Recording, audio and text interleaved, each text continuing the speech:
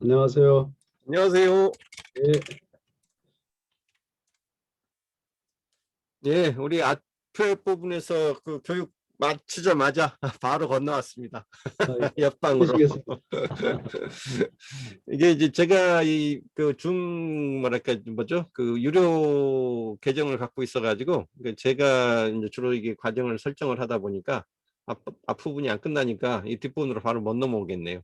예, 예, 감안해 주시고.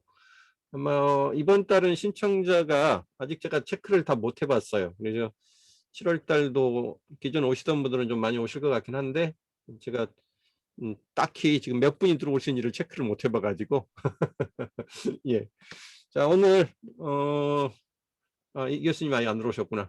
예, 조금씩 따라 들어오실 겁니다 아마. 저기 송 교수님께서 오늘은 그 스토리텔링 지난번에 말씀하셨던 거 조금 미진한 게 있다 하셔서 그거 뒷 마무리 삼아서 주로 우리가 스토리텔링 기법을 우리 마케팅에 적용할 때 특히 우리 소상공인분들이나 이런 분들이 쓰실 때 어떤 부분들 더 그 주의점으로 알아야 되는지 또 체크해야 될 체크리스트 이런 건 뭔지 이런 거 중심으로 말씀해 주기로 하셨거든요. 그래서 뭐 오시는 분들은 예, 조금씩 오시도록 하고요. 지금 7분이 됐으니까 뭐 맨날 오시던 분이 오실 거라서 길게는 얘기 안 하고 우리 송 교수님한테 바로 이 진행 권한 넘기도록 하겠습니다. 예, 송 교수님 제가 예. 그 권한 드릴게요. 호스트 권한 일단 드리고요. 네. 소리 공유도 좀 가능하게 해주세요. 예. 소리 공유도 이거 여기서 하면 되겠네. 됐습니다. 예. 예. 혹시 모르니까 우리 누구야 저기 정 교수님 한번 기록 좀 남겨주시겠어요? 제 PC가 지금 앞에 있는 거를 지금 아직도 그 녹화 중이라서 혹시 모르니까 기록 하나 더 남겨 주십시오. 정 교수님 소리 안 나와요. 예, 저기 공유 호스팅 좀. 예, 호스트 권한 드렸어요. 예, 예. 기록 버튼 그럼- 뜰 겁니다. 예. 예. 화면 공유를 좀 잠깐만요. 누가 공유할 수 있습니까? 호스트만? 이 뭐가 물어보는데? 공유해 드렸는데 잠깐만요. 다시 예. 볼게요. 공동 호스트 예, 권한 드렸는데 공동 호스트 예. 권한 제거라고 돼 있는데 저한테 예. 다시 해보시죠. 이게 뭐가 떠요? 물어보는 게. 예, 수락하시면 됩니다. 됐습니다. 예. 예.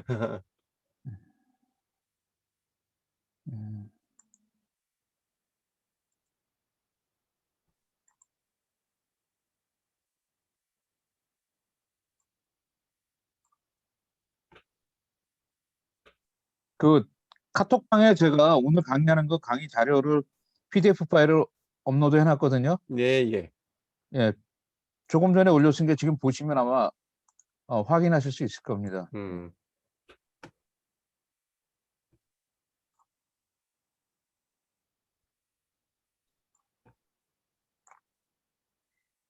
지금 파워포인트가 보이시나요? 예, 뜨고 예, 있습니다. 보여요. 예. 예.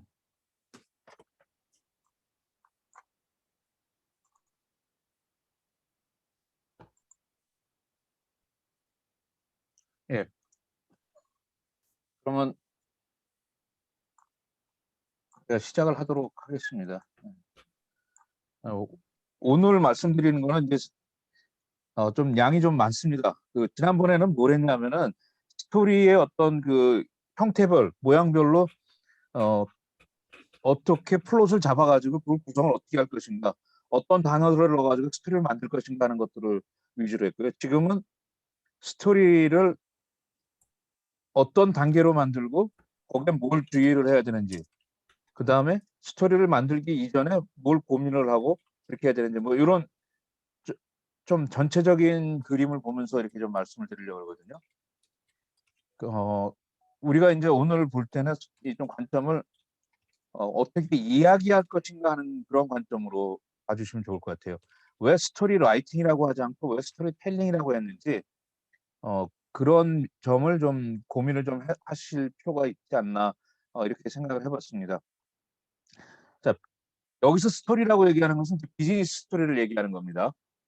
비즈니스 스토리를 만들기 이전에 우리가 고려해야 될 게 두 가지가 있습니다. 어떤 걸 고려해야 될까요? 스토리를 만들기 이전에 두 가지를 고려해야 되는데, 한번 여러분들이 옆에 종이가 있으면 한번 써보세요. 예. 두 가지 뭘 고려해야 될까? 그리고 나서 나중에 이제 답이랑 비교를 해보시면 아마 쉬운 문제지만 이제 그렇게 한번 써보시고요. 네, 진도 나가겠습니다. 여기 아마 한두 번씩은 보셨던 사진입니다. 이건 케빈 카터라는 이 저널리스트가 1994년에 사진을 공표해가지고 독수리와 소녀라는 사진입니다. 이 사진을 공표하고 퓰리처상을 받은 사진이거든요. 자, 이 사진에서 이 사진을 보면 여러분들 어떤 걸 느끼십니까? 몇 분 좀 얘기 좀 해주실래요? 그냥 자유롭게. 이 작가는 뭘 얘기를 하려고 그랬을까요? 이 이미지에서.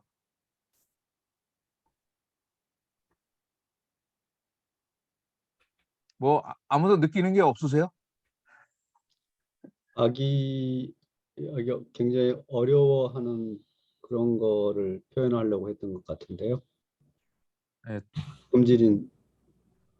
굶주려 죽어가는 아기. 네, 굶주려 죽어가는 아이, 네. 그리고 야, 죽기를 기다리는 독수리.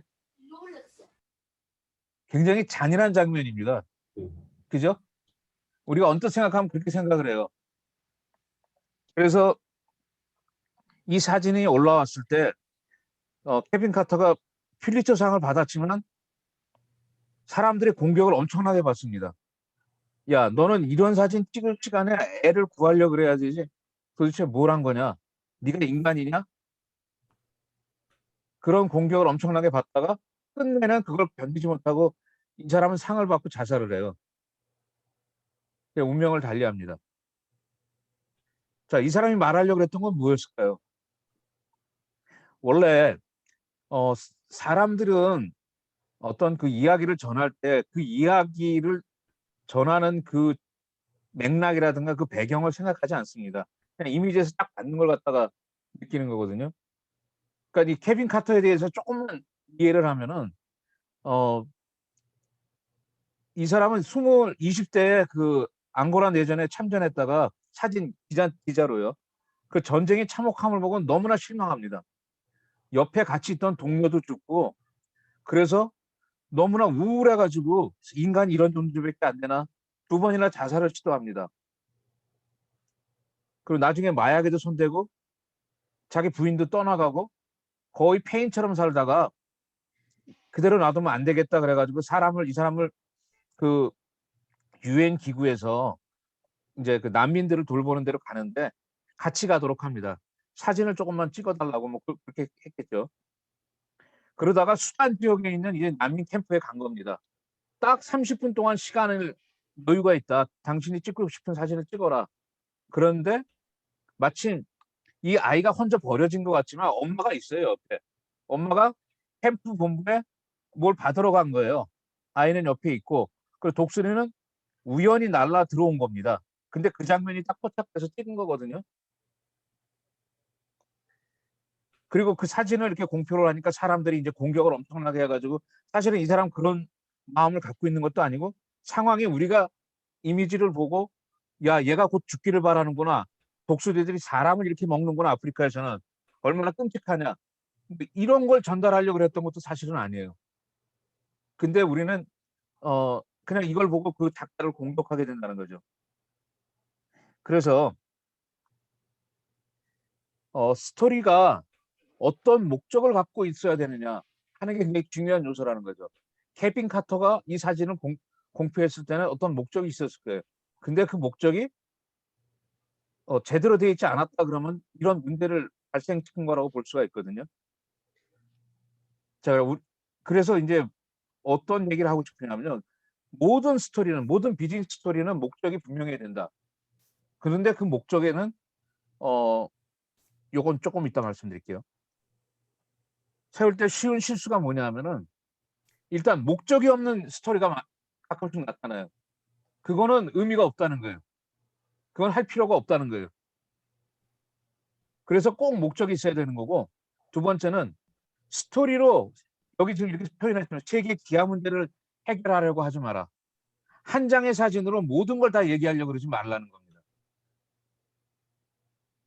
어쩌면 케빈 카터는 그런 얘기를 하고 싶었을지도 몰라요.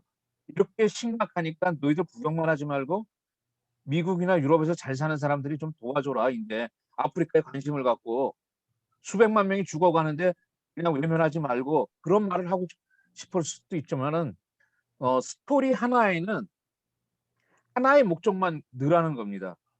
그래서 예를 들어서 브랜드에 대해서 내가 스토리를 꾸민다 그러면은 우리 회사는 최고의 전문 인력이 있습니다. 최고의 기술이 있습니다.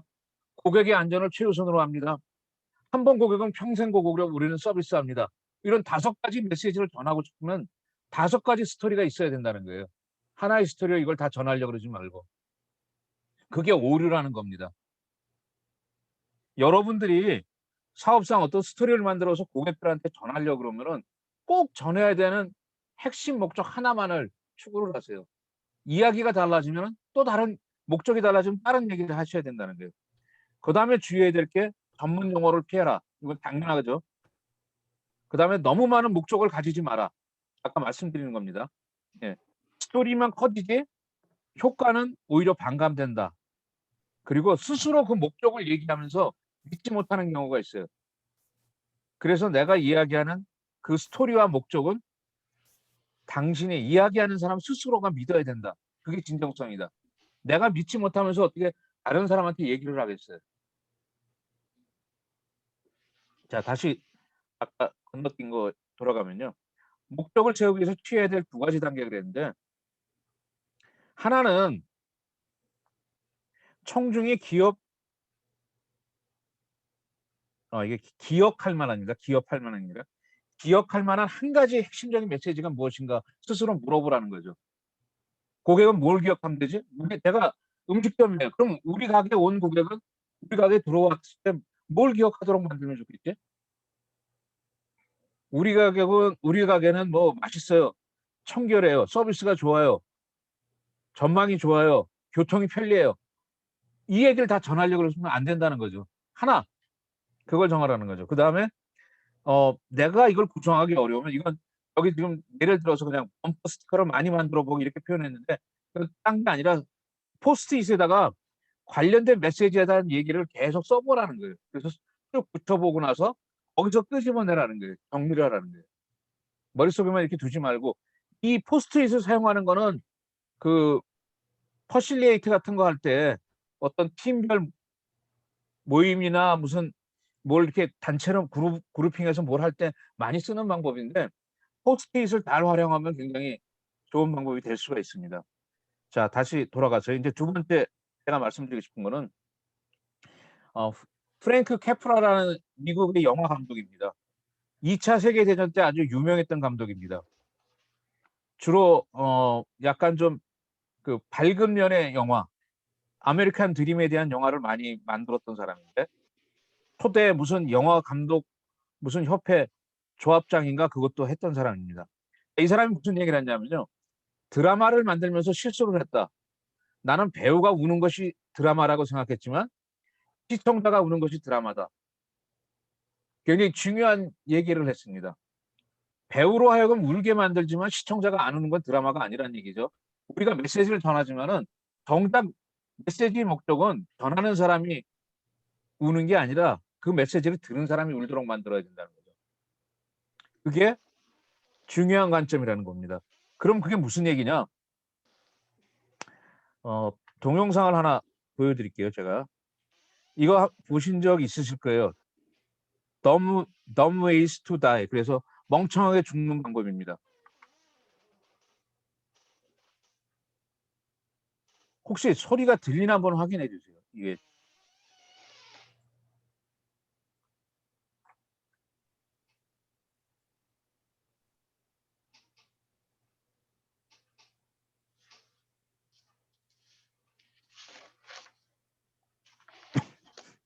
오퍼링이 좀 센데요. 소리 켜 주시죠 일단. 예. 이게 클릭이 잘 안 되네요. 조금만 기다려 보세요.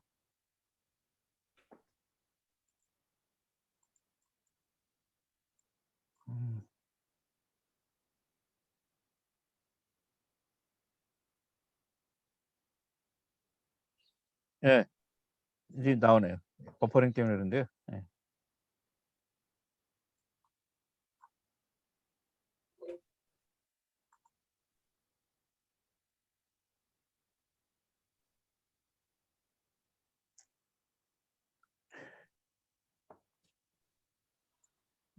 찬양이 나오는데요. 아, 이거 죄송합니다. 이 갑자기 일로 넘어가는데 예, 앞으로 보내세요. 예. 예, 앞으로 가는데 잘 동영상 버퍼링이 좀 심하네요. 예. 예.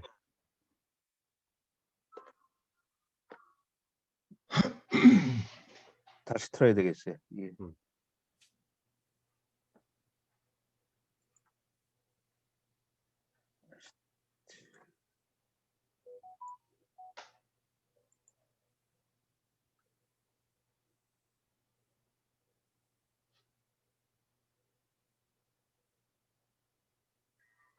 지난번에 한 번씩들 보셨던 영상인 것 같아요.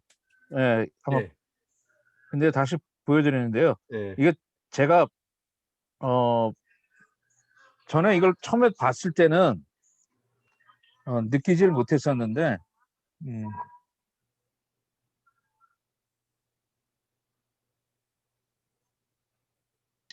약 3분 정도 나옵니다. 3분 정도 나오는 동영상인데 이건 그 호주 멜버른의 지하철도에서 이제 이걸 만들었거든요. 그럼 왜 만들었냐? 좀 되게 엉뚱하고 초딩 같은 수준의 동영상인데 사실은 그 당시에 그 젊은이들이 청소년들 그 20대까지 청소년들이 청년들이 이 철도에서 자주 죽는 거예요. 뛰어들어가지고. 그러니까 애들이 느끼는 건 뭐냐면 난 죽음 같은 거 걱정 안 해. 그거 괜찮아. 다만 폼나게 살았으면 좋겠어. 뭐 이런 걸 추구하는 거죠. 그래서 여기서 얘기하는 거는 바보 같은 방법으로 죽는 법입니다. 그냥 너 죽는 거 겁 안 나지? 근데 네가 행동하는 거 그거 바보 같은 거야. 너 폼나는 거 원한다면서 근데 그건 바보 같은 거야. 라고 얘기를 하는 겁니다. 그래서 사람들이 젊은이들이 철도에 뛰어들거나 목숨을 걸고 뭔가 내가 용감하다는 걸 보여주려고 막 건너다니고 뭐 이런 짓을 하지 못하게 했던 영화인데 이게 왜 말씀을 드리냐면 이 스토리를 전하는데 누가 듣느냐를 갖다가 고민을 한 거예요. 그래서 그 타겟에다 집중한 거예요. 그 타겟이 받아들일 수 있는 이야기로 바꿔서 전해준 거예요. 그만큼 이야기하는 대상을 잘 설정을 해야 된다는 겁니다. 아까 목적을 제가 말씀드렸죠. 두 번째는 청중입니다. 누가 듣느냐 하는 겁니다. 그래서 청중을 고려하지 않는 스토리텔링은 의미가 없다. 뭐 이렇게 얘기할 수가 있습니다. 세 가지 질문인데요. 당신의 청중은 누구인가? 자, 이거는 마케팅으로 얘기하면 당신의 고객은 누구인가? 이렇게 물어볼 수도 있어요. 그리고 그들을 동기부여하는 것. 그들이 움직이게 만드는 게 무엇인가? 뭐 여기서 움직인다는 것은 구매를 하는 것도 되고 회원에 가입하는 것도 되고 그럴 수 있습니다. 그리고 그들의 관심사는 무엇인가? 세 가지를 물어보고 스토리를 구성하라는 거죠. 만약에 이게 잘못되면은 듣는 사람들이 공감을 안 한다는 겁니다. 공감을 안 한다는 것은 진정성을 잃게 된다는 거랑 똑같습니다. 내가 공감하지 못하는데 당신 그냥 형식적으로 한 것 같아. 뭐 이렇게 받아들이게 된다는 거죠. 그래서 청중을 더욱 세분화시킬수록 더욱 성공하게 된다. 뭐 그런 얘기를 하는데요. 우리 언뜻 보면은 이런 얘기를 하는 경우가 있어요. 이 동영상은, 이 광고는, 혹은 뭐 이 이야기는 누구를 위해서, 누구 들으라고 한 겁니까? 그러면 모든 사람이 다 들어도 됩니다. 모든 사람이 다 해당되는 겁니다라고 얘기하는 사람들이 있어요. 그 얘기는 다른 말로 하면 뭐냐면 당신 스토리는 망했다. 그렇게 증명하는 거라고 합니다. 타겟이 모든 사람이 돼버리면 아무 의미가 없다는 겁니다. 자, 요거는 거기서 말하는 이런 그 죽는 방법들, 멍청하게 죽는 방법들, 털빼간하게 나오는 게 한 2분 20초쯤 지나서 나오는 겁니다. 뭐 이런 얘기고요. 자, 다시 앞에 질문에 대한 답입니다. 비즈니스 스토리를 만든 게 이전에 고려해야 될 것은 두 가지다. 그것은 뭐라고요? 1번이 뭐라고요? 1번 목적. 뭐라고요? 목적입니다. 두 번째는 청중. 요 두 가지가 굉장히 중요하다. 자, 그래서 스토리를 만들어 보자 그러면 이제 어떻게 생각하시는 분이 있냐면은, 야, 비즈니스 스토리를 내가 어떻게 만들어? 나 아무 아이디어도 없는데. 이렇게 생각하시는 분들이 있어요. 내가 어떻게 만들지 이거를? 남들이야 머리가 좋으니까 그런 얘기를 하는데 나는 못해. 그러나 실제로는 여기서 얘기하고 싶은 거는 그 스토리라는 게 꼭 특별나서 나오는 건 아니라는 얘기죠. 자, 비즈니스 스토리를 찾아내는 두 가지 방법은, 하나는 어떤 다른 사람의 이야기에 내 역할을 대입해 보는 겁니다. 활용할 만한 다른 사람의 이야기, 뭐 이제 스티브 잡스 얘기가 많이 인용되는데 그런 얘기에다가 내 비즈니스랑 이렇게 연결을 시켜보는 거고요. 또 하나는 직접 물어보는 겁니다. 내가 잘 모르면 고객이나 직원들한테 물어보는 거예요. 우리 회사는, 우리 브랜드는 당신한테 어떤 도움이 됩니까? 음식점 같으면 오늘 어떠셨어요? 맛은 어떠셨어요? 이렇게 물어보는 거, 고객들한테 물어보는 거, 이게 굉장히 중요한 소재가 될 수 있다는 거예요.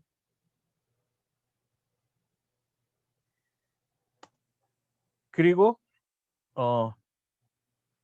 요건 이제 스티브 잡스 얘기인데요. 스티브 잡스가 하나의 예인데 이 아이패드를 만드는데 크다고 되게 못마땅했다 그래요. 이거 더 줄이라 그러니까 엔지니어들이 이구동성으로 더 이상 못 줄입니다. 공간이 없어요. 이걸 어떻게 더 줄이라 그러니까 막 반발을 하니까 스티브 잡스가 했던 거는 아이패드를 들고 수족관에다가 그걸 물속에다 그냥 빠뜨린 거예요. 빠뜨리니까 뭐가 나오냐? 기포가 나오는 거예요. 공기방울이. 그걸 보여주면서 공기가 나오는 걸 보니까 아직 공간이 있다는 얘기네. 더 줄이라고. 그렇게 했다는 일화입니다. 자, 이런 이야기가 있지만은 요게 이제 내가 있는 현실이랑 매칭을 시키는 거예요. 뭐 그러면서 스티브 잡스가 이런 일화를 이야기했지만 아직도 우리는 기회가 있는데, 뭔가 더 잘할 수 있는 기회가 있는데 그거를 갖다가 포기하고 있지는 않은데, 이렇게 빗댈 수가 있다는 거죠. 스티븐 킹이라고 유명한 작가가 있잖아요. 아주 그 스릴러물이라든가 공포물이라든가 이런 걸 되게 많이 만든 베스트셀러 작가인데, 이 사람은 뭐라 그러냐면, 혹시 저 영화 있죠? 쇼생크 탈출이라는 거 영화 보셨어요? 그 영화도, 그 시나리오도 원래 이 사람이 만든 리타 헤이워드와 쇼생크 탈출이라는 그 소설에서 나온 거거든요. 뭐 그렇게 좀 유명한 작가인데, 이 사람이 한 얘기는 뭐라 그러냐면, 나는 스토리가 만들어지는 것이라고 생각해 본 적이 없다. 스토리는 발견하는 것이라고 생각한다. 마치 지포면 밖으로 끄집어내듯이 말이다. 발견하는 거란 얘기죠. 그렇다는 얘기는 내가 생각을 더하고 관찰을 더한다 그러면 얼마든지 이야기를 발견할 수 있다는 얘기입니다. 자, 그래서 중요하게 얘기하는 것은, 우리가 스토리텔링을 얘기할 때 비즈니스 스토리라도 중요한 소재는 뭐냐면 개인적인 스토리입니다. 자기 개인의 이야기가 이 비즈니스적인 메시지랑 연결되는 게 굉장히 좋은 효과를 발휘한다는 겁니다. 왜 그러냐면 청중들은 인간이기 때문에 인간적으로 접근하면 그 마음의 담이 헐어지고 공감하게 된다는 거죠. 예를 들어서 10대 아이들을 데리고 있는 엄마들 대상으로 내가 강연을 해야 돼요. 스토리를 얘기해 줘야 돼요. 그러면 서두에 본인이 내가 10대 아이를 두고 겪었던 이야기를 해주면 공감을 합니다. 부모들이. 엄마들이 공감을 해요. 부담스러운 이야기에 귀를 쫑긋 세우고 끄떡끄떡거리면서 듣게 됩니다. 그래서 자신의 경험, 이게 굉장히 중요한 이야기의 소재가 된다, 이렇게 볼 수가 있습니다. 하나의 예로 캔디스 랜스라는 이 여성은 리더십을 얘기하는 강사예요.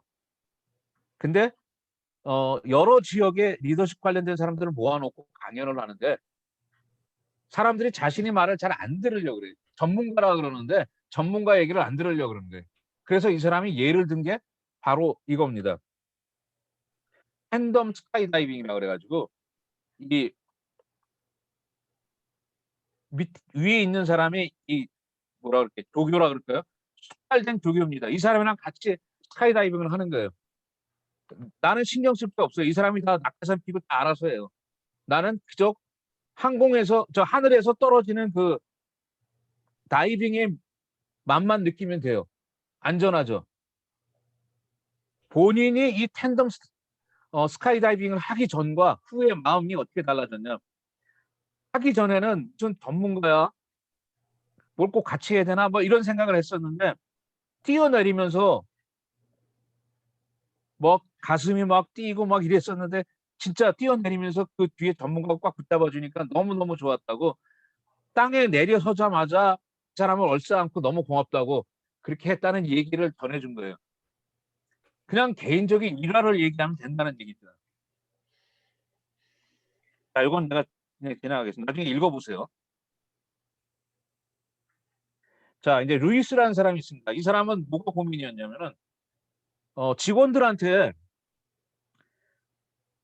이 메일을 보낼 때, 직원들이 메일을 보낼 때 좀 조심하라는 얘기를 하고 싶었어요. 메일을 보낼 때 숫자를 잘못 쓰거나 이름을 잘못 쓰거나 뭘 하여간 오탈자라든가 이런 것들이 잘못 써가지고 오해를 받거나 다시 고객들이 뭔가 물어보고 그래가지고 진땀을 흘리거나 그걸 다시 원상복귀하느라고 애를 썼던 경험들이 많아가지고 직원들이 메일을 보낼 때 좀 더 신경을 쓰세요. 교정에 좀 더 신경을 쓰세요. 얘기를 하고 싶은데 이거를 그냥 교정에 좀 더 신경을 쓰세요 얘기를 하면 사람들이 뭐로 듣습니까? 꼰대 얘기를 들어요. 귀담아 듣지는 않는다는 거예요. 그래서 뭐가 어떤 얘기를 해주면 좋을까 그러다가 얘기한 게 이제 세탁물한 휴지라는 얘기를 해줍니다. 이게 세탁물한 휴지라는 얘기인데 무슨 얘기냐면요. 자기가 집안에서 이 집안 청소를 하고 세탁물에 빨래를 하려고 세탁기에다 다 집어넣고 부인이 얘기하지도 않았는데 자발적으로 좋은 일 했다고 한번 자랑하고 싶어서 그렇게 다 돌렸어요. 돌려가지고 딱 꺼냈는데 어떤 일이 벌어졌냐. 아들의 옷 주머니 속에 휴지가 한 통이 그냥 들어가 있었어요. 그걸 모르고 그냥 돌린 거예요. 그래서 온갖 옷에 다 휴지가 다 조각조각 나가지고 다 붙어가지고 나온 거예요.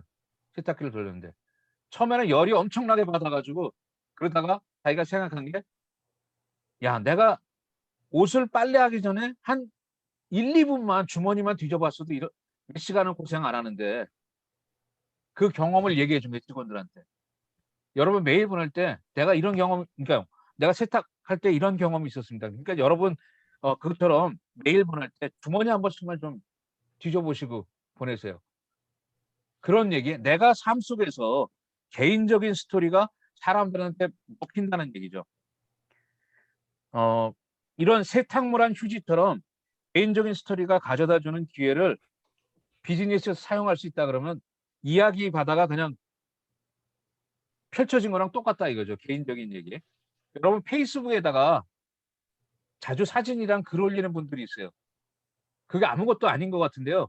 나중에 가면은 시간이 지나면 내가 경험한 걸 다 잊어버리는데 올라가면 훗날 이거 좀 보면은 재밌는 얘기, 깨달음 이런 것들이 뚝뚝뚝 쌓입니다. 그러면 그게 다 소재예요, 사실은. 내가 그 경험했던 그런 것들. 기록을 남겨놓은 거. 일기장도 마찬가지지만. 자, 개인적인 경험을 얘기할 때 주의해야 될 거는 뭐냐. 섹스라든가 종교, 정치, 성, 나이, 지역, 인종, 피부, 종교, 차별 금지. 그 다음에 개인적인 불행에 대한 언급은 조심하시라는 거예요. 듣는 사람이 불편해할 수가 있어요. 개인적인 불행. 그리고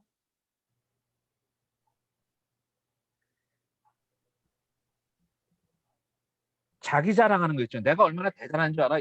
한국 사람은 이렇게 얘기하는 사람 별로 없을 것 같은데 이런 게 좀 많은 것 같아요. 자기 자랑하는 류의 이야기는 조심해라.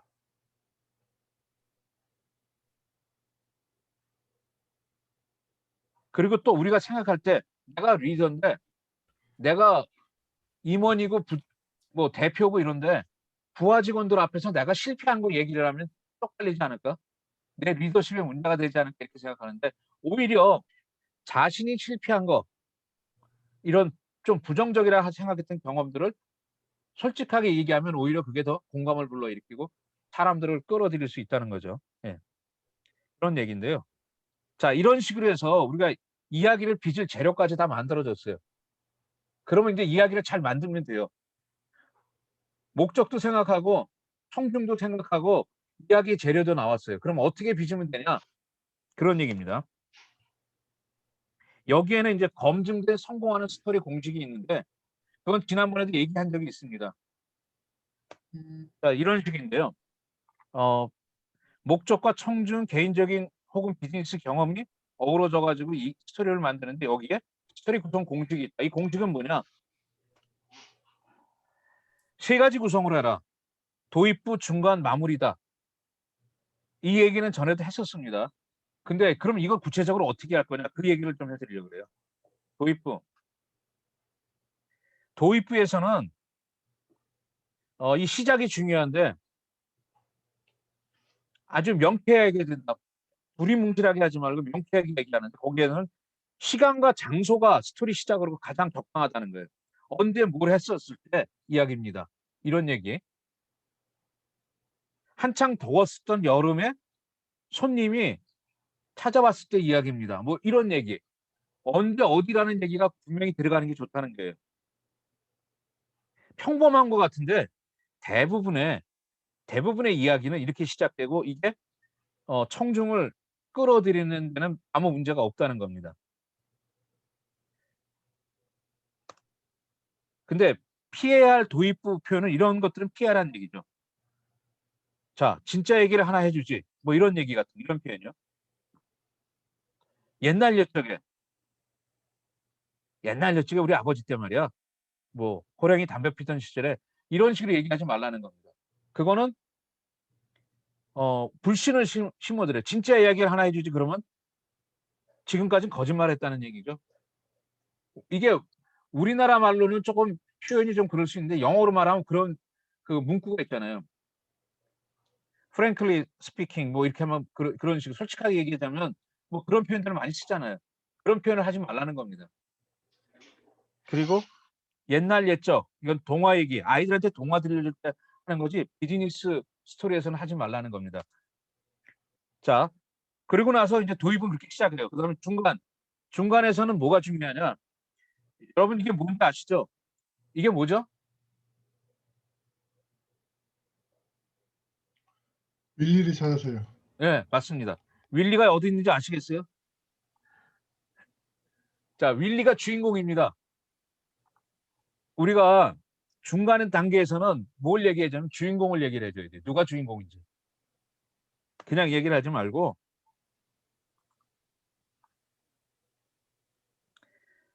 이 스토리에는 반드시 주인공 또는 핵심 인물이 있어야 됩니다.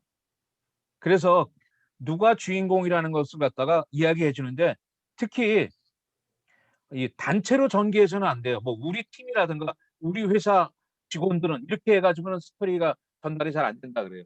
그래서 개인 한 인물에 집중적으로 조명해라. 한 인물을. 그리고 그 주인공한테는 중요한 게 필히 이름을 붙여라. 그 사람 뭐 이렇게 얘기하지 말고 이름을 붙이라는 겁니다. 예를 들어서 우리 형이 주인공이에요. 그러면 보통 우리들은 그냥 이름을 안 밝히려고 그러는 경우가 되게 많아요. 그냥 우리 형은, 내 형은. 근데 그렇게 하지 말라는 겁니다. 내 형 홍길동은 이렇게 표현하라는 겁니다. 주인공을 얘기할 때. 네. 그렇게 소개를 하고 하라는 겁니다. 내 형 홍길동은 이런 사람이었습니다.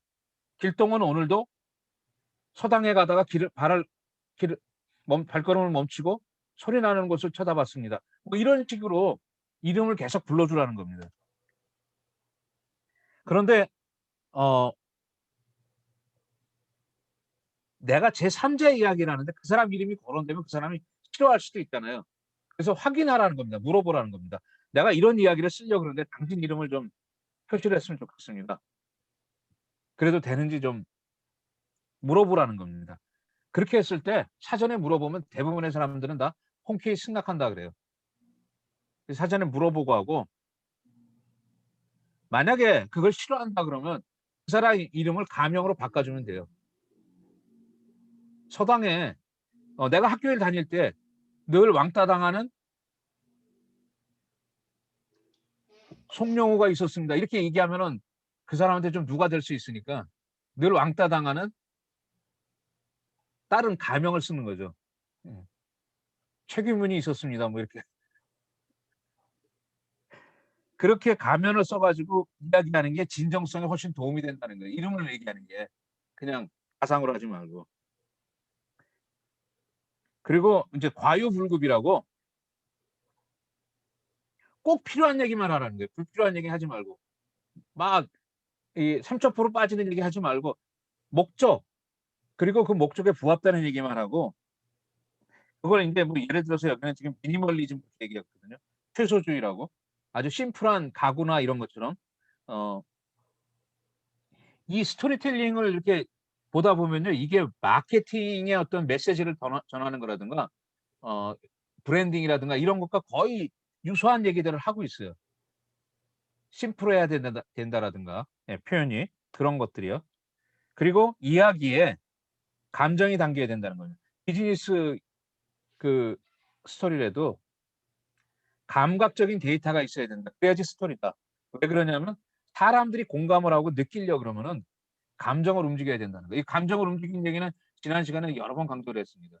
그래서 이야기에는 스토리에는 감각적인 데이터, 감정적인 데이터가 들어있어야 된다. 그런 얘기고요. 뭐 요거는 이제 아마 많이 들어보셨어요. 스티비 원더 얘기요. 스티비 원더가 어렸을 때 초등학생 때 눈도 안 보여요. 음악적인 재능도 잘 이렇게 개화되지 않았을 때요. 항상 아이들이 치여가지고 이렇게 그냥 조용히 지내는 그런 소년이었는데 그 교실에 쥐가 한 마리 들어옵니다. 그 막 야단이 났어요. 그 쥐를 쫓다가 쥐가 어딘가 숨었어요. 그 찾지를 못하는 거예요. 그랬을 때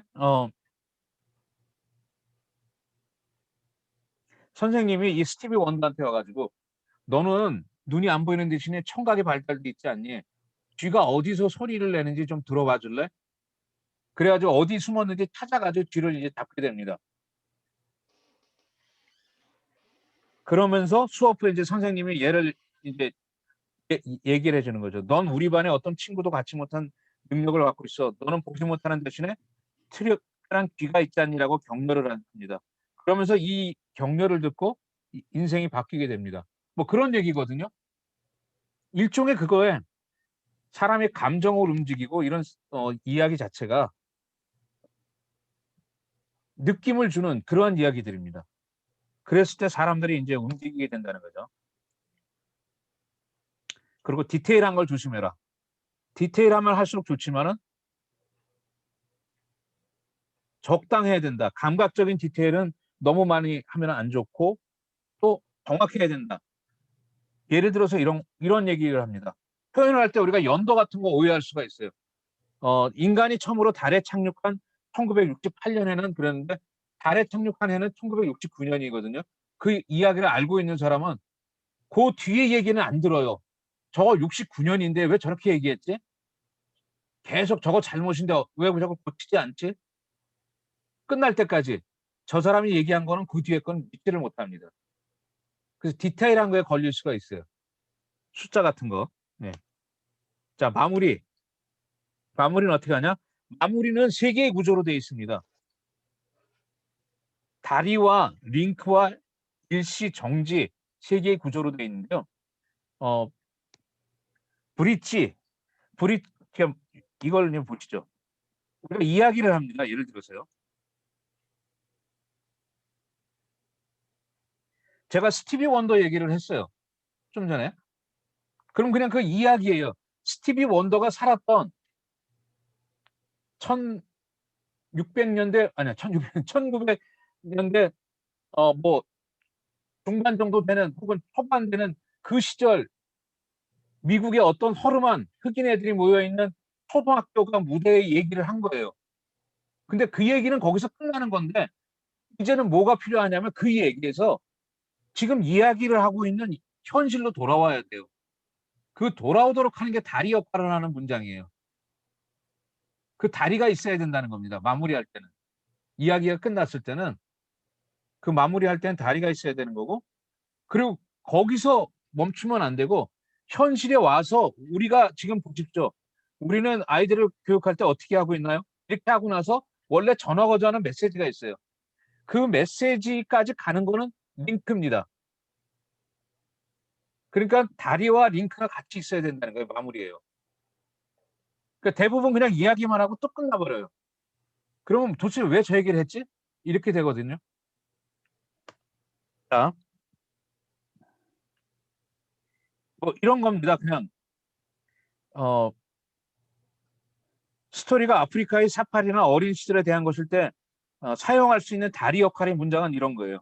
사파리 얘기를 합니다. 사자가 있고 코끼리가 있고 이런 얘기를 쭉 하고 나서 동물들이 잡아먹히는 걸 보면서 그 일이 제가 매일 직장에서 하는 일을 상기시키네요. 직장으로 돌아오는 거예요. 현실로 돌아오는 겁니다. 아프리카 사파리에서 벌어지는 일들이 도대체 우리와 무슨 상관이 있을까요? 현실로 돌아오는 겁니다. 저는 이 스토리를 여러분과 나누려고 합니다. 그 이유는 현실로 돌아오는 겁니다. 그게 다리 역할입니다. 그리고 링크는 이게 이제 맨 마지막에 맨 끝 문장이 되는데요. 다리는 현실로 돌아왔는데 내가 전하고자 하는 메시지를 전해주는 건 아니에요. 저는 그걸 볼 때마다, 사파리를 볼 때마다 이런 생각이 납니다. 뭐 그리고 나서 여러분 상상해 보십시오. 만약에 우리가 사는 곳이 동물의 왕국처럼 약육강식에 지배한다 그러면 우리는 어떻게 되겠습니까? 내가 전하고자 하는 메시지는 뭡니까? 인간은 그런 존재가 아니다. 뭐 그런 거잖아요. 거기에 링크 역할하는 문장이 들어간다는 거예요. 그래서 다리 역할하는 문장, 링크 역할하는 문장이 들어가도록 해야지 마무리가 제대로 된다는 겁니다. 이런 예를 드는 게 이제 뭐 우리가 이룰 수 있는 것들을 생각해 보세요. 변화를 상상해 보세요. 뭐 이런 얘기들이 이제 링크 역할을 하는 거고요. 링크와 링크 두 개 정도 붙을 수도 있어요. 근데 너무 많이 붙이는 거는 문제가 될 수 있다. 그렇게 얘기를 하고요. 링크도 긍정적인 것과 부정적인 건데요. 이야기가 이 전반적으로 스토리는 부정적이면 안 됩니다. 긍정적이어야 돼요. 뒤에 이제 이런 얘기들이 쭉 나오는데, 자, 제가 마무리, 이거 뒤에 다시 나오니까 제가 빨리 말씀을 드릴게요. 시간이 이제 거의 다 돼가니까. 긍정적인 링크가 좋고, 그건 뒤에 다시 말씀드릴게요. 지시적인 건 하지 말라는 거예요. 자, 여러분, 뭐 스티비 원더가 이렇게 해가지고 자기 재능을 찾았죠. 아이들한테 얘기하면서 여러분들 어떻게 해야 되겠어요? 선생님이 이야기하는 사람이 생각하는 구조에다 아이들을 몰아가가지고 결론을 이렇게 내도록 유도하지 말라는 거예요. 자유롭게 생각할 수 있도록 그냥 공손하게 은근하게 얘기를 할 수는 있지만 이렇게 직접적으로 노골적으로 이렇게 유도하지 말라는 거예요. 지시하지 말라는 거예요. 그거는 스토리텔링을 잘하고 나서도 좋은 결과를 얻지 못하게 됩니다. 그래서 이런 지도하는 것 같은 끝맺음은 금기해라. 그래서 스토리의 교훈은 이겁니다. 여러분이 이 스토리부터 느꼈으면 하는 저의 바람은 이겁니다. 이야기 배울 점은 이겁니다. 같은 문구는 쓰지 말라는 거예요. 우리 교장 선생님 훈할 때나 회사의 사장님이 훈할 때 이런 얘기 많이 씁니다. 내가 그래서 직원 여러분한테 바라는 것은, 근데 그러면 앞에 얘기 잘해놓고 뒤에서 망치는 거예요. 그건 지시하는 게 돼버리니까.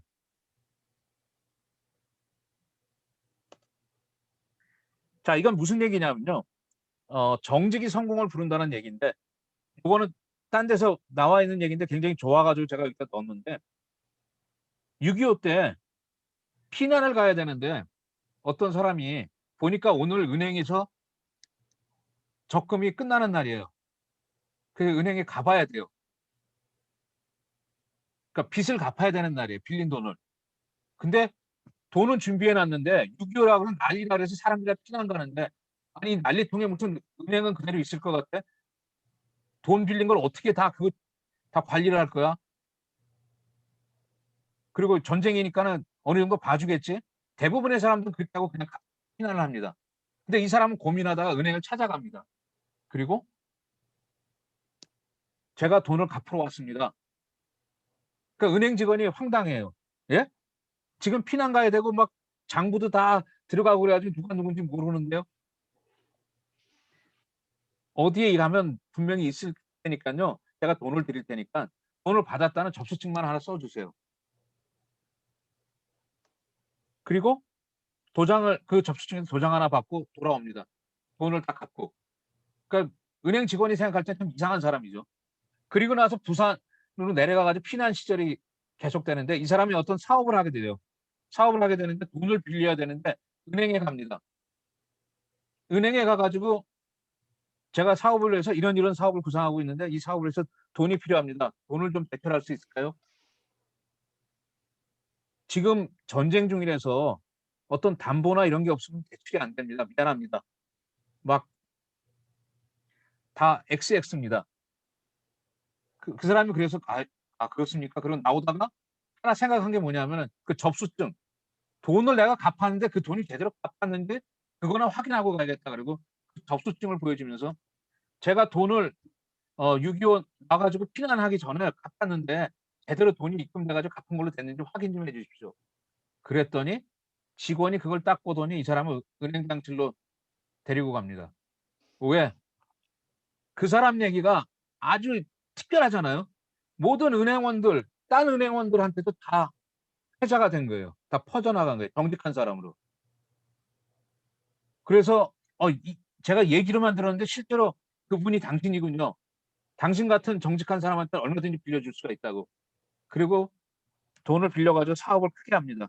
이 사람이 뭐 그 한국 유리공업을 일으키는 설립자 최태섭 대표 이야기합니다. 자, 이런 얘기를 들었어요. 그러면 여기서 보면은 이제 최태섭 회장의 일화는 일화예요. 유격기 얘기예요. 현실로 돌아와야 해요. 다리 역할은. 그러면 이 얘기를 듣고 우리는 다리 역할을 해주는 문장이 필요하다는 거죠. 이 이야기를 들으면서 오늘날 우리 사업에서도 정직의 중요성을 떠올리게 됩니다. 이게 다리 역할이에요. 그리고 내가 하고 싶은 얘기는 정직해서 우리는 어떤 모습을 갖자 뭐 그런 얘기인데 그걸 노골적으로 하는 건 아니고 링크 역할을 하는 게 그렇다면 정직이 그만큼 중요하다면 우리가 정직하다 그러면 우리 사업은 어떻게 변화될 수 있을까요? 뭐 이런 화두를 던지는 것 정도에서 링크 역할을 하는 거죠. 자, 어떻게 상상해 보세요. 어떻게 변할까요? 얘기를 해요. 그 다음에 중요한 건 뭐냐면은 끝 마무리에서는 일시 정지하는 거예요. 상상해 보세요. 여러분 생각해 보세요. 이렇게 하고 나서 바로 답을 주는 건 아니에요. 거기서 퍼즐을 누르라고요. 뮤트를 하라고요. 멈추시라는 거예요. 스토리 엔딩 부분에서 사람들이 다리를 건너서 링크로 이어져 가지고 결과가 나오는 걸 스스로 생각할 여유를 주라는 겁니다. 대부분은 이 끝마무리에서 이 여유를 안 주고 그냥 지나가 버려요. 생각하게 만들어야 돼요. 그래야지 자발적으로 움직인다는 거죠. 최소 일시정지는 아주 길 필요는 없지만 최소 3초는 주라 이거예요.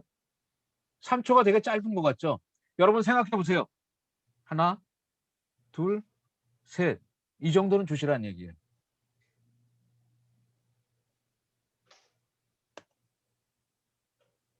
자, 아까 세 단계를 얘기했습니다. 그리고 특히 마무리에서는 스토리와 현실을 이어주는 다리가 있어야 되고 다리와 내가 전하고자 하는 메시지를 이어주는 링크가 있어야 된다고 그랬어요. 그렇게 해서 마무리를 잘 하는데 이제 디테일한 거 조금 사람들이 저지르기 쉬운 실수들 이런 것만 언급을 해드리고 지나갈게요. 청중이 듣기를 멈추기 전에 반드시 연설을 끝내라. 이건 미국 오페라 가수가 얘기했는데 굉장히 시사점이 많은 얘기입니다.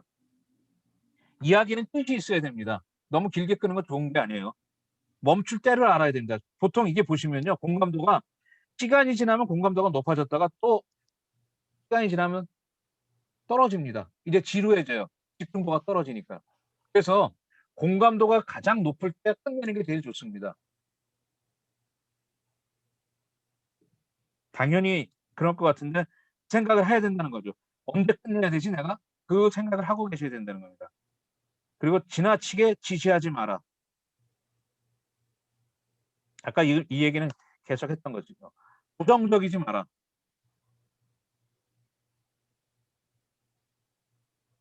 자, 어떤 부정적인 얘기 있잖아요. 우리 부정적인 갑질하는 어떤 고객들을 봤어요. 그 갑질한 얘기를 해줍니다. 좋은 얘기가 아니잖아요. 그러면 어떻게 합니까? 그 얘기를 그냥 사실인데 갑질하는 걸 보고 근데 거기서 부정적인 얘기로 끝나면은 좋은 결과를 못 가져온다는 게 스토리를 얘기하고요. 우리는 이런 고객이 있는 걸 압니다. 그러나 대부분의 우리 고객은 우리 가게를 사랑하고 직원들을 사랑합니다. 그리고 우리가 서비스하는 것은 그런 고객들을 위한 것이기 때문에 우리는 오늘도 선한 고객들을 맞이하기 위해서 준비를 하고 있습니다. 이거는 긍정적으로 바꾸는 거거든요. 부정적인 얘기를요. 그렇게 하라는 얘기입니다. 자, 요거는 그냥 나중에 보세요. 제가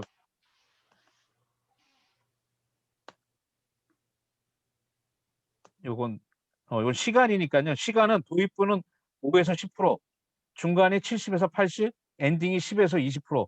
사실 이거 다 더하면은 잘 맞질 않아요.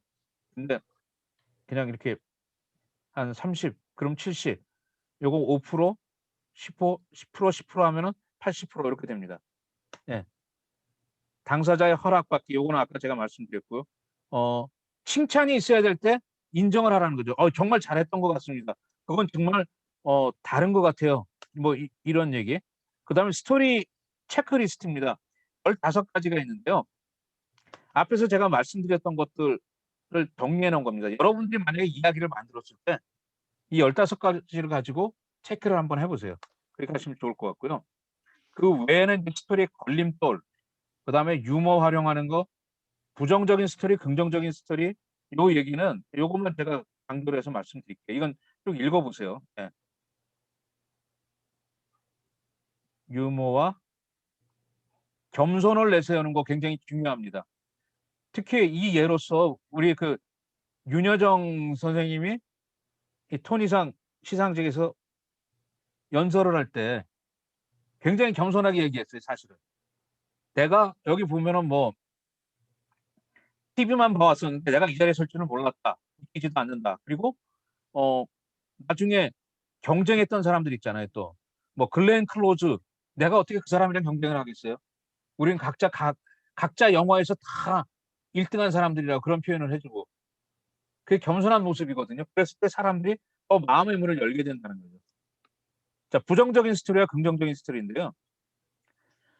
부정적인 얘기라도 아까 제가 예를 들었지만 긍정적인 이야기가 뒤로 따라야지 이 스토리가 효과를 본다는 얘기예요.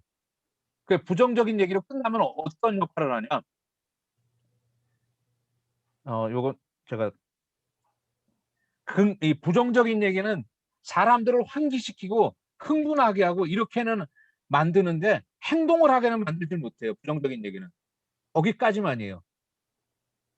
긍정적인 얘기는 사람을 움직이게 합니다. 그래서 요거는 그 스토리 효과 매트릭스라 그러는데요. 긍정적인 스토리와 부정적인 스토리, 비즈니스와 개인 스토리인데요. 가장 좋은 거는 긍정적인 개인 스토리가 제일 좋습니다. 이 효과가 제일 좋아요. 그리고 긍정적인 비즈니스 스토리나 부정적인 개인 스토리는 거의 비슷해요. 근데 결국은 이쪽으로 방향을 가야 된다는 겁니다. 이렇게. 예. 제일 나쁜 거는 부정적인 비즈니스 스토리입니다. 우리 회사 운영하면서 아까 제가 말씀드렸죠. 진상 고객 얘기. 그냥 진상 고객 얘기로 끝나면 가장 나쁜 스토리라는 얘기예요. 변화되는 게 없다는 거예요. 그거는.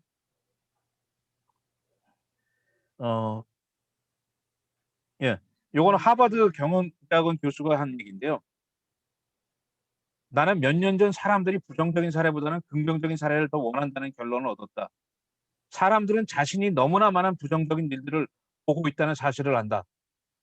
53가지 부정적인 스토리를 이용했지만 사람들이 정작 원하는 것은 효과가 있는 긍정적인 사례였다. 그래서 긍정적인 스토리가 굉장히 중요한 역할을 한다. 아쉽게도 우리나라의 언론이나 뉴스를 보면 대부분 다 사회적인 면, 정치적인 면, 부정적인 걸로 가득 차 있습니다. 사람을 흥분하게는 만들지만 변화는 없어요. 나는 긍정적인만 뽑아가지고 얘기를 해주는 그런 뉴스나 그런 신문이 나오면 좋겠다라는 생각이 가끔 들 때가 있습니다. 자, 스토리텔링 다시 한번 말씀드리면 정리를 하면요. 목적과 청중이 중요하다. 그 다음에 단계는 3단계다. 그리고 특히 마무리 끝 단계에 가서는 스토리에서 현재로 돌아오는 다리 역할, 그 다음에 메시지로 연동하는 링크 역할하는 문장이 있어야 된다. 그리고 나서는 약간의 여유를 줘서 멈춰야 된다. 일시정지, 사람들로 생각하게 하고, 그리고 전체적인 스토리는 긍정적으로 하는 게 좋다. 오늘 요점은 뭐 제가 장시간 얘기하고 슬라이드 숫자는 많지만은 정리하면 그렇게 말씀을 드릴 수 있을 것 같습니다. 이상입니다.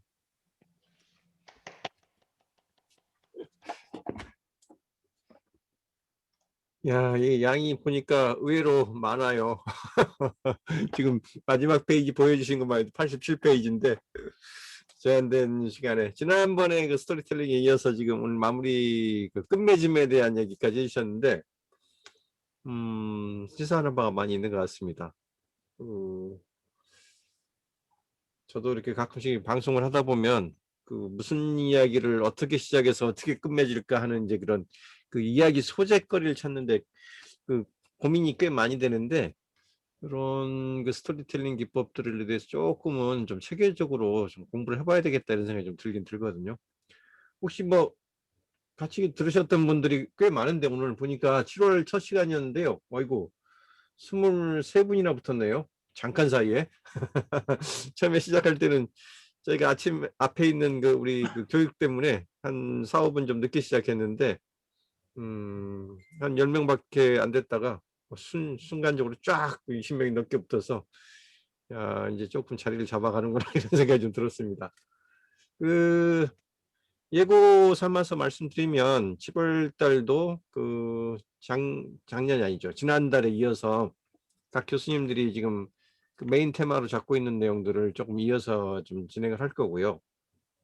그 아무래도 조금은 그 퍼널에 대한 얘기, 그다음에 뭐 저거 뭐죠? 그 고객 관리, 그다음에 뭐죠? 그거 저기 이제 정 교수님이 이번 달에 해주기로 하셨던 거는 저거거든요. 그 네이버의 그 상위 노출 로직 이런 부분들 공부했던 거. 아무래도 이게 세르방에서 다루는 내용들이 뭐 아주 어떤 일반론적인 얘기보다는 조금 온라인 마케팅하고 좀 직결되는 이야기들이 조금은 포커스가 가 있기 때문에 그 각 그 교수진 분들이 조금 더 자기 전문성을 갖고 있는 쪽에 깊이 있는 내용들이나 좀 이렇게 이슈가 되고 있는 내용들을 중심으로 테마를 잡고 있어요. 그래서 지금 제가 할 거나 그다음에 정 교수님 할 거는 그 제가 공지 예고를 좀 드렸었고요. 그다음에 이제 오늘 정 교수님에 이어서 다음 주는 우리 이제 정 교수님 하실 거고, 그다음에 이태원 교수님이 아직 그 저기 이번 달 거 어떤 내용으로 할지에 대해서 대충 아직 그 뭐죠 제목을 확 픽스를 안 지어 주셨는데 혹시 조금 미리 좀 생각하고 계신 거 말씀해 주실 수 있나요? 좀 7월 정해가지고 말씀드릴게요. 그럴까요? 예. 네네. 고민 좀 더 하시고요. 네. 예, 오늘 혹시 그 스토리텔링 관련해서 우리 송 교수님한테 조금 더 그 부가적으로 듣고 싶은 내용 혹시 있는 분 없어요?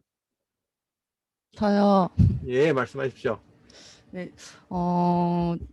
좀 다른 얘기일지 잘 모르겠는데 제가 뭐 뉴스를 많이 보고 정치에 관심 있는 사람은 아닌데요.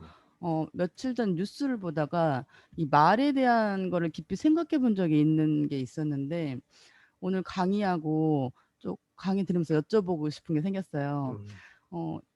요즘 이렇게 유튜브 막 뉴스 뜨는 거 보니까 줄리? 나는 줄리가 아니다. 그리고 또 안철수 씨가 내가 MB 아바타입니까? 그리고 외국의 어떤 지도자라고 하는데 저 모르겠어요. 기억이 안 나는데 나는 사기꾼이 아니다. 지금 이 말이 자기는 정말 그게 아니니까 말했던 걸 거잖아요.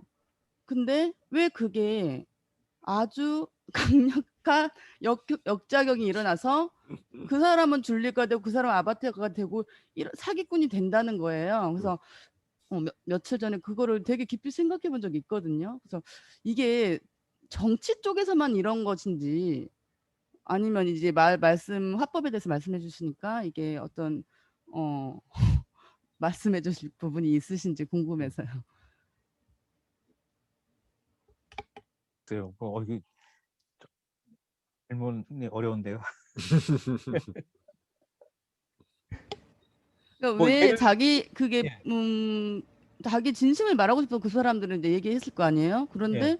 그게 왜 그게 더 각인이 돼 버려 사기꾼처럼 각인이 되고 왜 그렇게 될까요? 그럼 이런 근데- 화법은 잘못된 거지 않을까요? 예, 좀 잘못됐죠. 왜 잘못됐냐? 사람들은 진실을 보질 않아요. 자기가 듣고 싶은 거, 보고 싶은 것만 보지. 그 소비자도 마찬가지입니다. 소비자가 상품을 볼 때 진실을 찾아서 상품을 보지는 않거든요. 이 상품이 나한테 도움이 될까? 과연 효과가 있을까? 그 사실을 보려고 그러지. 그러니까 진실은 나중 문제라는 거죠. 아쉽게도. 그러면 예를 들어서 이제 뭐 마케팅에 좀 이렇게 연결을 시켜보면은 어떤 뭐 저는 사업을 하고 있진 않지만 연관해서 생각해 봤어요. 어떤 내가 하고 있던 사업이 안 좋은 소문이 있었던 거예요. 그러면 그 소문에 대해서 우리는 그게 아닙니다. 이렇게 말하는 게 하고 싶을 거 아니에요? 그럼 그런 화법은 오히려 역효과가 날까요? 여기까지 생각이 좀 미치더라고요. 그런 말도 있잖아요. 자꾸 부정을 하면 그게 오히려 긍정처럼 들리는 게 사람 심리거든요. 그래서 그건 일종의 그건 조금 다른 면인데요. 위기 관리에 대한 거거든요. 화법보다는 내가 A라고 얘기하는데 B라고 자꾸 듣고 여론이 나빠진다. 일종의 위기라고 볼 수 있거든요.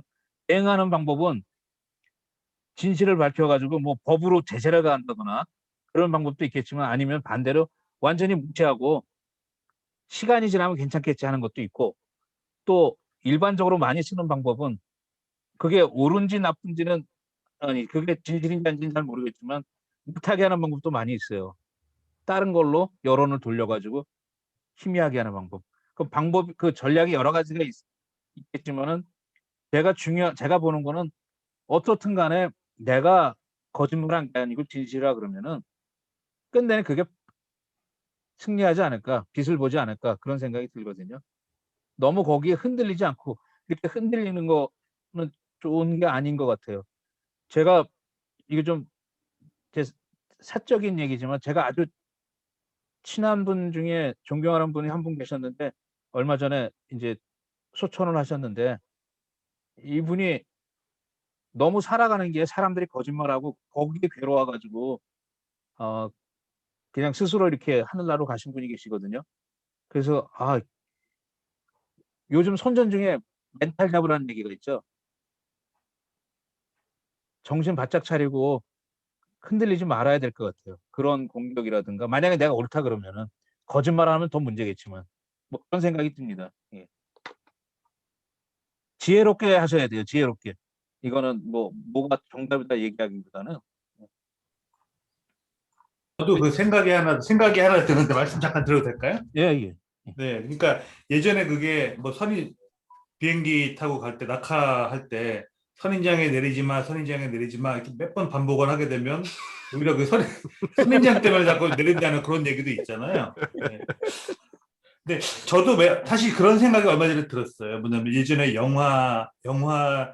우리나라 영화의 이름이 해문가 뭔가 그런 영화에 나왔던 기억이 한 건씩 기억이 나는데 이런 상상이 드는 거예요. 예를 들어서 어떤 여자가 굉장히 큰 어려움에 빠져서 막 폭행을 당할 뻔한 거를 이제 자기 친한 지인이 구해준 거죠.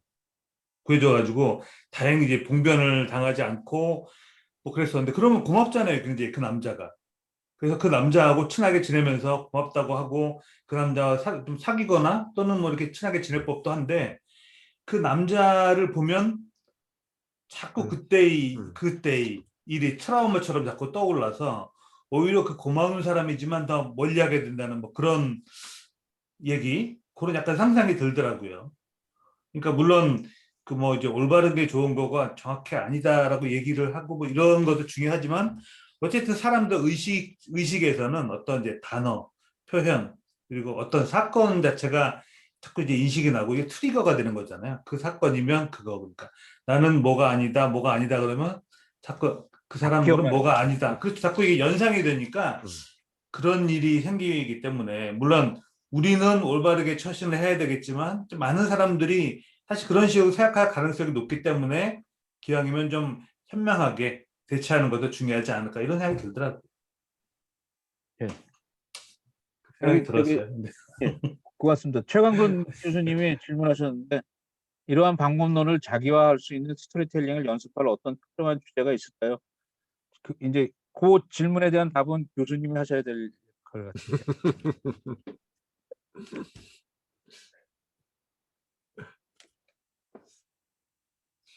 예. 질문을 주셨는데 질문을 되돌려 버리셨어요. 늘 우리가 공부하고 네. 나면 예. 이론은 쭉 다 설명은 좋은데 음. 방법론 이렇게 하는데 예. 아 진짜 좋다. 근데 이거를 좀 연습을 해야 이게 몸에 그렇죠. 퇴화시키는데 예. 그게 참 어렵다는 거죠. 그래서 뭐 주제를 하나 가지고 계속 뭐 똑같은 주제를 하더라도 뭐 몇몇 가지 주제를 가지고 그걸 잊어먹지 않고 하면 하루에도 뭐 한두 가지씩이라도 하나라도 이렇게 특정한 걸 정해서 하면은 좀 이렇게 좀 더 체화되지 않겠는가 하는 생각이 들었어요. 좋은 아이디어네요. 네. 그 신문 기사 보면서 부정적인 얘기를 끄집어내 가지고 긍정적으로 표현하는 연습. 음. 맨날 그것만 해도 굉장히 도움이 될 것 같아요. 그래서 좀 일상화된 거 아주 쉬운 거 내 거 중에서 뭔가 하나를 찾으면 좋지 않을까. 강의 자료에 샘플들을 여러 개 넣어놨거든요. 네. 예. 그래서 그냥 그렇게 어려운 얘기는 아닌데 보시면 아마 이런 식으로 구성을 하면 되겠구나. 그렇게 연습하는 데는 뭐 그냥 도움이 될 수 있을 거라고 생각이 됩니다. 예, 알겠습니다. 감사합니다.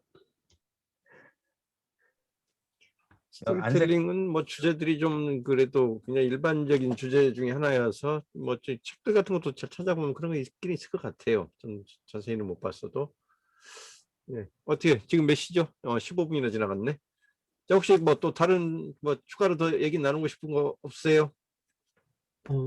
저 잠깐만 좀 말씀드리면 제가 최근 이제 자료들 보면서 제일 관심 있는 게 이제 고객 경험이라는 건데 아까 우리 정명 대표님 말씀해 준 것처럼 분명히 이제 달라진 것 같아요. 왜냐하면 제가 대기업 다닐만 해도 홍보팀의 중요한 업무 과제 중에 하나가 그 회사에 발생되는 그런 부정적인 메시지를 언론을 통해서 그걸 클리어하는 것들이었거든요.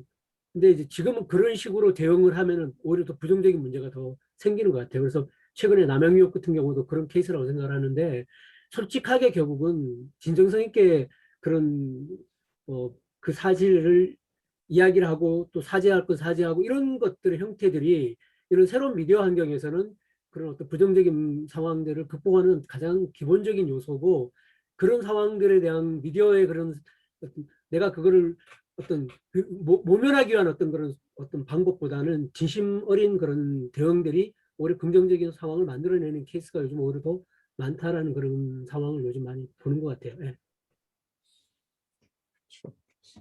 소셜미디어 세계에서는 그 가장 좋은 방법이 착하게 사는 거예요. 10년 전부터 제가 주구장창 얘기했던 겁니다. 예, 비밀은 없어요. 세상에 비밀은 없고요. 예, 언젠간 다 뽀록이 나게 돼 있는 그런 세상이기 때문에 착하게 사는 게 최선입니다. 자, 착하게 사시죠. 자, 그 다음 주에 우리 그 정 교수님이 또 그 그 네이버에 그 C랭크하고 다이아로직 어떻게 요리를 해야지 실제로 상위 노출이 가능한지 거의 그 실전 위주로 해가지고 다시 또 그 힌트나 이 팁을 좀 주시기로 했으니까요. 다음 주 우리 정 교수님 또 기대하면서 오늘 일요일 여기서 마무리하고 헤어지겠습니다. 예, 고생들 많으셨고요. 네. 행복한 일요일 밤 보내시기 바랍니다. 다음 주에 뵐게요. 다음 주에 뵙겠습니다. 네. 네. 종료합니다.